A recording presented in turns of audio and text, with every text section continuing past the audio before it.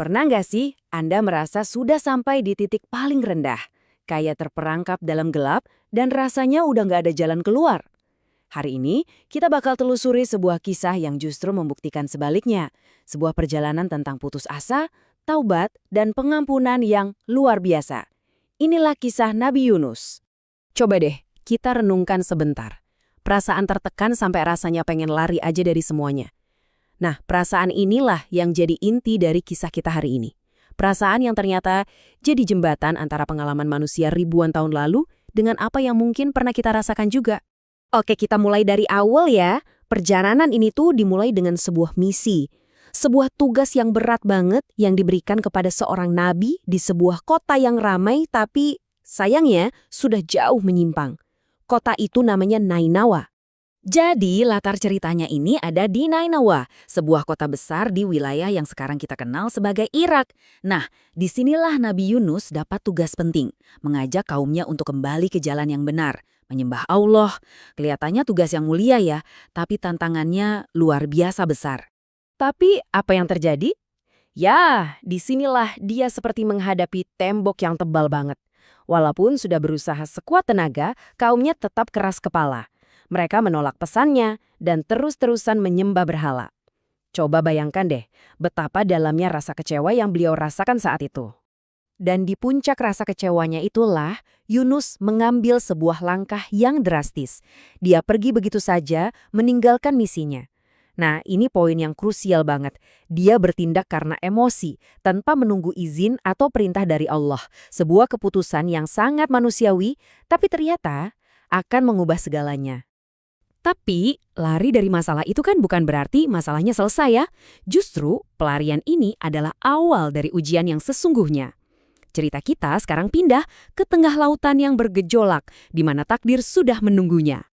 Di tengah laut, situasinya memburuk dengan sangat cepat. Tiba-tiba, badai dahsyat datang mengamuk, mengancam mau menenggelamkan kapal. Semua orang panik. Untuk mengurangi beban kapal, mereka melakukan undian. Dan anehnya, 3 kali undian dilakukan, 3 kali juga nama Yunus yang keluar. Akhirnya, gak ada pilihan lain, dia pun dilemparkan ke lautan yang sedang murka. Dan disinilah cerita kita sampai di titik yang paling gelap. Suara badai yang tadinya ribut banget, tiba-tiba berganti jadi sebuah keheningan total yang menakutkan. Di sebuah tempat yang mungkin gak pernah kita bayangkan sebelumnya. Coba bayangkan ini baik-baik. Yunus itu gak cuma tenggelam, tapi dia ditelan oleh seekor ikan raksasa. Dia terperangkap dalam 3 lapis kegelapan sekaligus.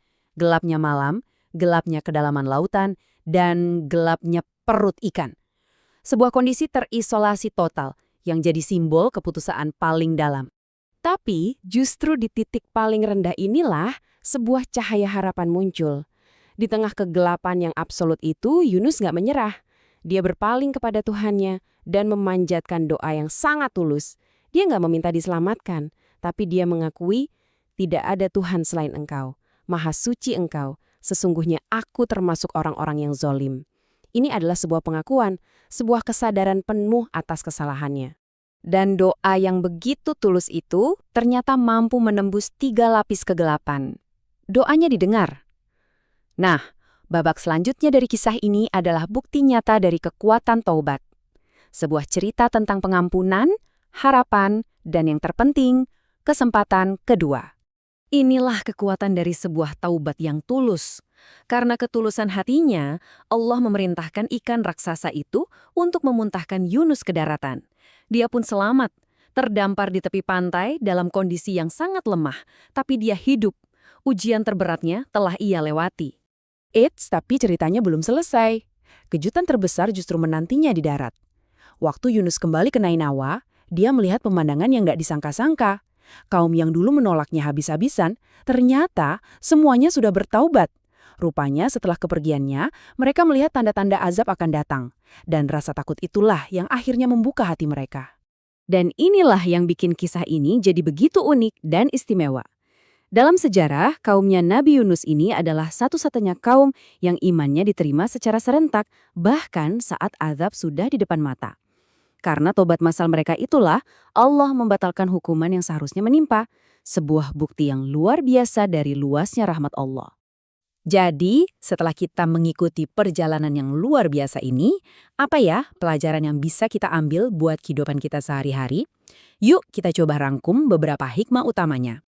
Intinya, kisah ini tuh kayak cermin buat kita semua. Ini pelajaran tentang pentingnya sabar, terutama saat menghadapi penolakan. Juga pengingat keras untuk jangan pernah putus asa dari rahmat Tuhan, segelap apapun situasinya. Taubat yang tulus dan doa yang khusyuk itu kunci kita. Dan yang paling penting, ini adalah jaminan bahwa pintu ampunannya itu selalu terbuka lebar buat siapapun yang mau kembali. Nah, sebagai penutup, coba kita kembali ke diri kita masing-masing. Kita semua pasti pernah atau mungkin akan mengalami perut ikan versi kita sendiri, momen-momen gelap saat kita merasa sendirian dan putus asa. Pertanyaannya adalah, di saat-saat seperti itu, doa tulus seperti apa ya yang sebenarnya sedang menunggu untuk kita panjatkan? Coba kita renungkan bersama. Terima kasih sudah menyimak.